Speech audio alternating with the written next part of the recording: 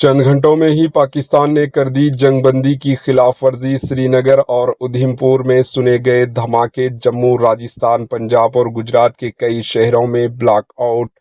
जम्मू कश्मीर के श्रीनगर और उधमपुर में धमाकों की इतलात के साथ ही भारत के मुत्तहिदा सरहदी मकामात पर मुकम्मल ब्लैकआउट नाफिज कर दिया गया।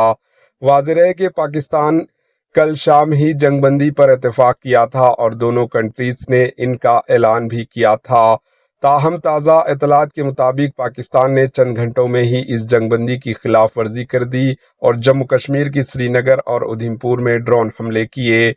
श्रीनगर में हिंदुस्तानी एयर डिफेंस सिस्टम ने कई पाकिस्तानी ड्रोन नकारा किए हैं और कई धमाकों की आवाज़ें सुनी गई। जम्मू कश्मीर के चीफ मिनिस्टर उमर अब्दुल्ला ने भी ट्वीट करते हुए श्रीनगर में धमाकों की तस्दीक की और एक वीडियो भी शेयर किया और इन्होंने कहा कि सीज़फायर के बावजूद जंगबंदी की खिलाफ वर्जी पाकिस्तान ने की है। क्या यही जंगबंदी है?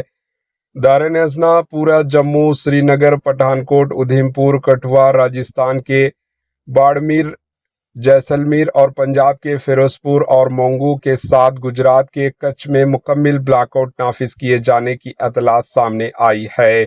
कल शाम वजारत दिफा की प्रेस ब्रीफिंग हिंदुस्तानी फौज ने वाज़ेह कर दिया था कि हम जंगबंदी की पाबंदी करेंगे, लेकिन पाकिस्तान के किसी भी हमले का जवाब देने के लिए तैयार हैं। पाकिस्तान के नायब वज़ीर आज़म इसहाक डार ने भी सोशल मीडिया प्लेटफॉर्म एक्स पर पोस्ट करते हुए जंगबंदी पर इत्तेफाक की जानकारी दी थी।